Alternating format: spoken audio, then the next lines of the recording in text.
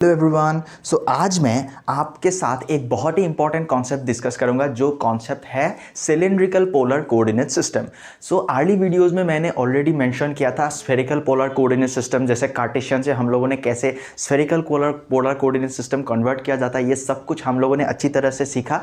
तो आज के एक वीडियो में मैं एक स्पेशल कोऑर्डिनेट डिस्कस करूंगा जो है सिलिंड्रिकल पोलर कोऑर्डिनेट सिस्टम, और ये एक कर्विलिनियर कोऑर्डिनेट्स का एक पार्ट है जिसको स्फेरिकल पोलर कोऑर्डिनेट सिस्टम माना जाता है। ठीक है, तो अभी हम इस कोऑर्डिनेट के बारे में समझेंगे। तो सबसे पहले मैंने ऑलरेडी स्फेरिकल पोलर कोऑर्डिनेट आप लोगों को पढ़ाया था, तो वहाँ अच्छी तरह से हम लोगों ने सीखा कॉन्सेप्ट्स को, कैसे हम लोग मैथमेटिकली चीज़ों को अंडरस्टैंड करते हैं। तो उसी तरह से हम लोग बढ़िया से आज हम सिलिंड्रिकल कोऑर्डिनेट कैसा है ये सब डिस्कस करेंगे मैथमेटिकली। अब सबसे पहले देखिए, जब स्फेरिकल पोलर कोऑर्डिनेट सिस्टम की बात आता है तब हम लोग क्या करते हैं, एक स्फीयर को पकड़ते हैं। स्फेरिकल पोलर कोऑर्डिनेट सिस्टम तो बेसिकली क्या हुआ, एक स्फीयर को भी हम लोग एनालाइज कर सकते हैं इस कोऑर्डिनेट सिस्टम पे। तो स्फेरिकल शेप्स, जो इसी तरह का जो शेप्स है, इन शेप्स को डिस्कस करने के लिए हम लोग के पास स्फेरिकल कोऑर्डिनेट सिस्टम बहुत ही अच्छा होता है डिस्कस करने के लिए। और आप कह सकते हैं कार्टेशियन से थोड़ा बहुत आसान होता है spherical polar coordinate system use करना इस चीज़ों को समझने के लिए, क्योंकि स्फीयर का एक रेडियस होता है, राइट। तो रेडियस के साथ और एक एंगल थीटा होता है और ये फाई होता है। तो ये थ्री कोऑर्डिनेट सिस्टम, एक पूरे थ्री डायमेंशनल जो स्फीयर है, इस स्फीयर को समझाया जाता है इन थ्री कोऑर्डिनेट्स पे। ठीक है, आर थीटा फाई। उसी तरह से मान लीजिए हम लोगों के पास एक शेप्स है, जो शेप एक सिमेट्रिकल शेप आप कंसीडर कर सकते हो। जैसे एक स्फीयर है, इसका एक सिमेट्रिकल स्ट्रक्चर है, ये होता है एक सिमेट्री, राइट। स्फीयर को सिमेट्रिकल स्ट्रक्चर माना जाता है, हम लोगों को मालूम है, जिसको बोलते हैं स्फेरिकल सिमेट्री। तो इसीलिए इसका कोऑर्डिनेट है आर थीटा फाई। उसी तरह से जो हम लोगों के पास सिलेंडर होता है, ऐसी तरह का जो शेप्स है, इन तरह के शेप्स के लिए इनका भी एक सिमेट्री होता है। लाइन ऑफ सिमेट्री इनका क्या है, ये अगर सिलेंडर है तो इसके बीच में से जो लाइन जा रहा है, इसके बीच में से जो लाइन जा रहा है, इस लाइन को आप कह सकते हो लाइन ऑफ सिमेट्री, राइट। तो ये भी एक फिगर, जो सिलेंड्रिकल शेप्स का फिगर है, ये सब क्या है, ये एक सिमेट्रिकल फिगर्स है। मान लीजिए मैंने एक एग्जाम्पल के तौर पर इसको दिखा रहा हूँ, राइट। ये एक सिलेंडर है, ठीक है। तो इसका एक अपर सरफेस है जो सर्क्यूलर सरफेस है, और एक लोअर सरफेस है, राइट। और इसका एक कर्व सरफेस है जिसको हम लोग ये माना जाता है। तो ये है एक कर्व सरफेस, राइट। और ये दो सर्क्यूलर सरफेस है।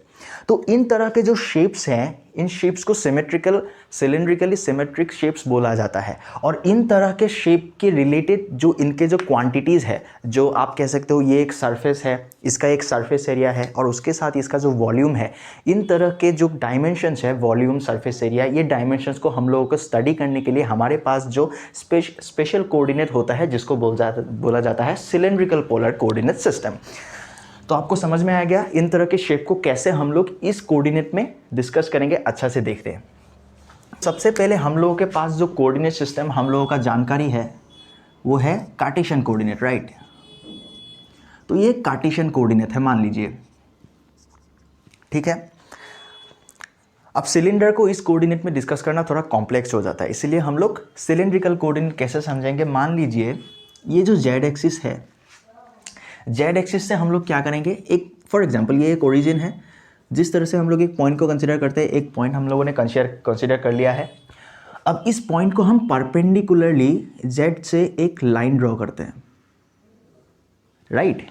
तो ये जो लाइन है ये परपेंडिकुलर टू जेड एक्सिस है, ठीक है। इसको 3D में इमेजिन करने के लिए थोड़ा कॉम्प्लेक्स होता है, लेकिन आप मान लीजिए ये एक परपेंडिकुलर है जो P पॉइंट से जेड पॉइंट तक दिया गया है, राइट। अब सोचिए, अब ये जो कोऑर्डिनेट है, इनमें हम लोग क्या करेंगे, ये जो XY प्लेन है, XY प्लेन में हम लोग क्या करेंगे, ये जो लाइन हमने ड्रॉ किया इसका एक प्रोजेक्शन पकड़ेंगे, और इसका हम पोजीशन वेक्टर रिप्रेजेंट करेंगे रो, ठीक है। अब क्या करेंगे, ये दोनों चीज़ों को हम लोग ज्वाइन करते हैं। तो ये क्या हुआ, ये एक प्लेन की तरह काम किया कि नहीं। तो ये प्लेन की तरह बिहेव कर रहा है। मान लीजिए ये एक प्लेन है, 2 डायमेंशनल प्लेन, इस प्लेन को ऐसे रखा गया है, ठीक है। और इसका जो एज है ये परपेंडिकुलरली ऐसे ड्रॉ किया गया है। दैट मीन्स इस लाइन को हम लोग, आप इमेजिन कर सकते हैं ये एक लाइन है, और उसके साथ ये एक लाइन है, और ये एक प्लेन ऐसे इंक्लाइन कर रहा है, ठीक है। और ये जो प्लेन है, ये प्लेन इस एक्स एक्सिस से एक एंगल कर रहा है, जिसको हम लोग डिनोट कर रहे हैं फाई, राइट। तो एक हो गया रो जिसका एज लेंथ, और एक हो गया फाई, ओके। अब ये जो प्लेन है, इस फाई 5 एंगल को किस लिए डिनोट किया जाता है? ये जो एंगल है ये क्या कर रहा है? एक्स एक्सिस से एक रोटेशन कर रहा है, ठीक है। तो ये रोटेशन हो रहा है, दैट मीन्स ये कंप्लीट रोटेशन कर रहा है, ठीक है। जब ये प्लेन कंप्लीट रोटेशन करेगा, मान लीजिए ये प्लेन को आप इमेजिन कीजिए रोटेट कर रहा है, तो इस प्लेन को फिक्स एक्सिस में रखकर जेड एक्सिस फिक्स है और ये रोटेट कर रहा है, तो ये किसकी तरह दिखाई देगा? ये एक सिलेंडर की तरह बिहेव करेगा। जब आप रोटेट करेंगे ये एक सिलेंड्रिकल शेप्स फॉर्म करेंगे। अगर आप जोर से अगर इसको घुमाओगे तो आपको पता चलेगा ये एक सिलेंडर की तरह शेप ये फॉर्म करेगा, राइट। तो आपको पता चला किस तरह से सिलेंड्रिकल शेप्स इस कोऑर्डिनेट में हम लोगों ने रिप्रेजेंट किया है, ठीक है। अब अच्छी तरह से हम लोग सिलेंड्रिकल कोऑर्डिनेट सिस्टम में जा रहा है। तो ये एक न्यू कोऑर्डिनेट हम लोगों का एक्स वाई जेड को हम लोगों ने एक न्यू कोऑर्डिनेट में मॉडिफाई किया, जो सिलेंड्रिकल होता है। एक होता है रो, एक होता है फाई और एक होता है जेड। अब हम लोगों ने रो और फाई समझ लिया, ठीक है।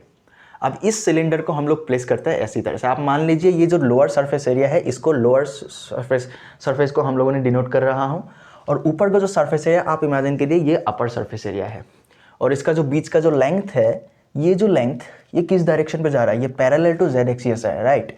तो इसका लेंथ हम लोग देते हैं जेड। तो आपको समझ में आ गया रो क्या है। रो अगर इस पॉइंट को आप ये जो सिलेंडर का सेंटर अगर मानोगे, तो मान लीजिए ये एक सेंटर है और इस सेंटर से जो लेंथ दिया गया है ये रो बताया जा रहा है, दैट मीन्स ये वाला आपका रो हो गया। तो मतलब क्या है, अगर ये सर्कुलर सरफेस का रो है that means this is the radius, right. तो ये सिलेंड्रिकल सरफेस का एक रेडियस बन गया है रो, ठीक है। और ये जो फाई है ये फाई से रोटेशन हो रहा है, और उसके साथ जो इसका लेंथ है इस लेंथ को हम लोग जेड डिनोट कर रहे हैं, जो एक्स एक्सिस पे दिया गया है। मतलब ये जो जेड एक्सिस है ये सिलेंडर को सिमेट्रिकली इसने सेपरेट किया है। ये line of symmetry Z axis है।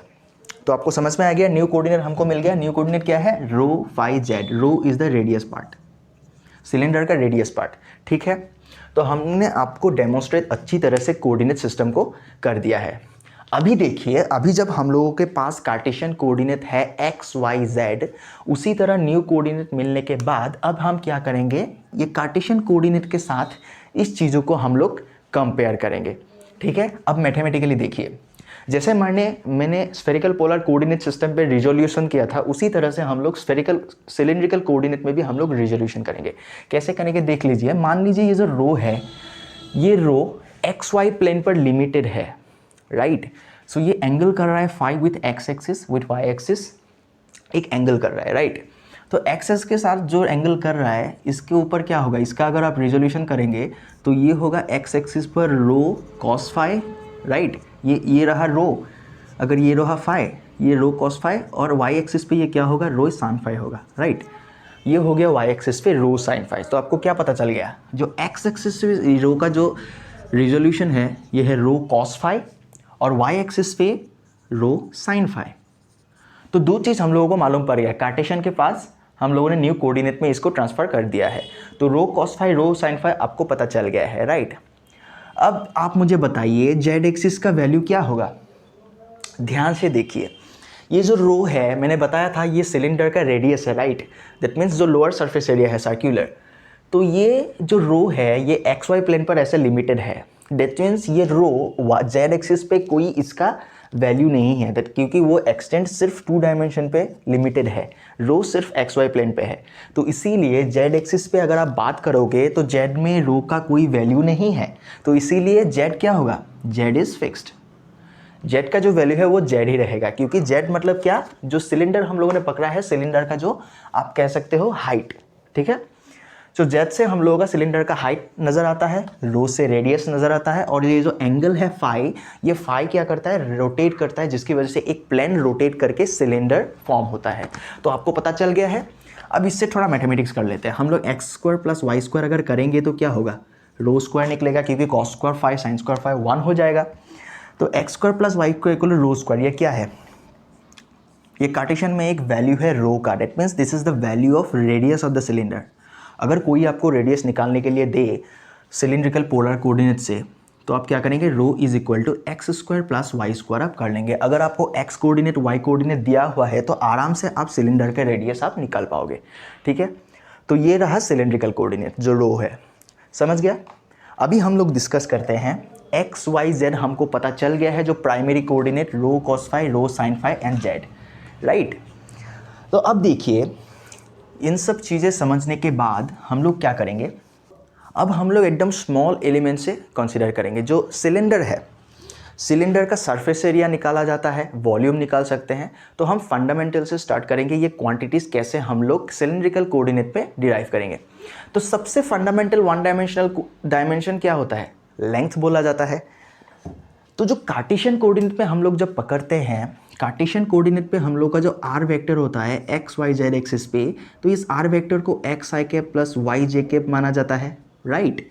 तो जब हम लोग length element D R consider करते हैं, हम लोग क्या करते हैं, स्मॉल लेंथ एलिमेंट हम लोग एक्स एक्सिस पे डी एक्स एलिमेंट लेते हैं, वाई पर डी एक्स लेते हैं, जेड पर डी एक्स लिया जाता है। उसी तरह से हम लोग सिलेंड्रिकल कोऑर्डिनेट पे सिलेंड्रिकल कोऑर्डिनेट कैसे ये लेंथ एलिमेंट चेंज होता है, ये हम लोग डिस्कस करेंगे।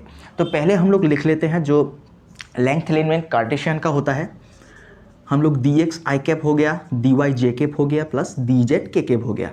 अब हम लोग इसको सिलेंड्रिकल में जो लेंथ एलिमेंट है इसको हम लोग डिस्कस करेंगे।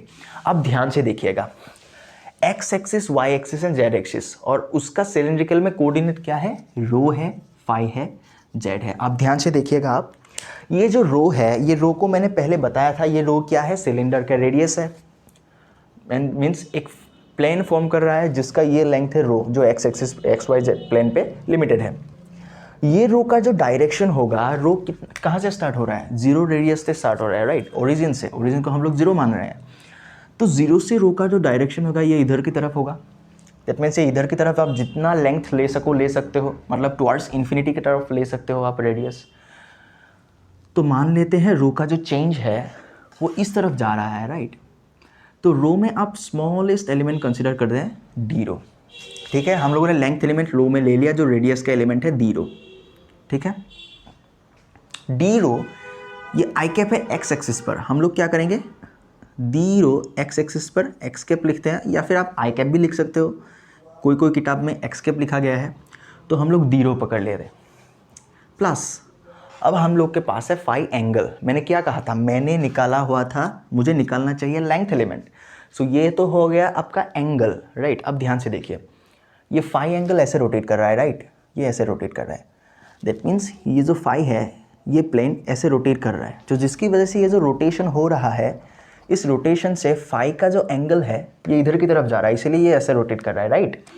तो इसका जो डायरेक्शन है ये परपेंडिकुलर है, ये हो गया फाई, ठीक है। तो मान लीजिए ये जो प्लेन है, ये प्लेन एक रो है, ये प्लेन जो फाई एंगल कर रहा है एक्स एक्सिस पर, जब थोड़ा रोटेट करेगा तो ये डायरेक्शन थोड़ा इधर जाएगा, जिसकी वजह से इसका एक डिस्प्लेसमेंट होगा डी फाई, राइट, क्योंकि ये फाई है। सो फाई से थोड़ा सा एंगल हो गया डी फाई। तो मैंने क्या कहा था, लेंथ एलिमेंट मुझे निकालना है, जो डी फाई एंगल से ये इधर मूव कर लिया तो इसका लेंथ एलिमेंट का डिस्प्लेसमेंट क्या होगा, ये डी फाई एंगल चला गया और इसका डिस्टेंस क्या है, ऑब्वियसली रो है, राइट। अगर हम आपको पूछे कि कितना डिस्प्लेसमेंट इन प्लेन ने कर लिया, ये डिस्प्लेसमेंट क्या होगा, रो है, डी फाई है, this is rho d phi, तो ये हो गया लेंथ का डिस्प्लेसमेंट, राइट। तो हमको रो डी फाई हमको लिखना चाहिए वाई कैप, ठीक है। तो इधर की तरफ जा रहा है, इसका थोड़ा सा डिस्प्लेसमेंट होगा रो डी फाई प्लस। अब आप मुझे बताइए एक्स एक्सिस पर चेंज, सॉरी जेड एक्सिस पर चेंजेस क्या होने वाला है सिलेंड्रिकल पोलर कोऑर्डिनेट पे। सबसे पहले हम लोग का रो लिमिटेड है radius vector x y plane पर, उसके साथ एंगल भी लिमिटेड है, जो एंगल सिर्फ एक्स वाई प्लेन पर रोटेट कर रहा है, ठीक है। जो जेड एक्सिस पर रो और फाई का कोई कंट्रीब्यूशन नहीं है, जेड एक्सिस सिर्फ ये सिलेंडर का हाइट है, इसीलिए ये जेड एक्सिस में जो चेंज आएगा वो सिर्फ डी जेड रहेगा, क्योंकि जेड एक्सिस पर कोई रो भी नहीं है, फाई भी नहीं है, सिर्फ जेड एक्सिस पे चेंज हो रहा है। क्या चेंज हो रहा है, जेड टू डी जेड, ये थोड़ा सा चेंज होगा D Z, right. That means length जो हाइट है वो हाइट का थोड़ा चेंज होगा, तो इसीलिए हम लोग लिखते हैं डी जेड। तो आपको पता चल गया d rho d phi, d z, 3 element हम लोगों का निकल गया। अब अगर ये चेंज लेंथ एलिमेंट का चेंज हम लोग निकाल ही लिया तो आराम से हम लोग सरफेस एरिया एंड वॉल्यूम आराम से निकाल सकते हैं। तो इनसे आप वॉल्यूम निकाल लीजिए एंड सरफेस एरिया निकाल लीजिए। तो ये दोनों चीज़ हम लोगों का निकल गया।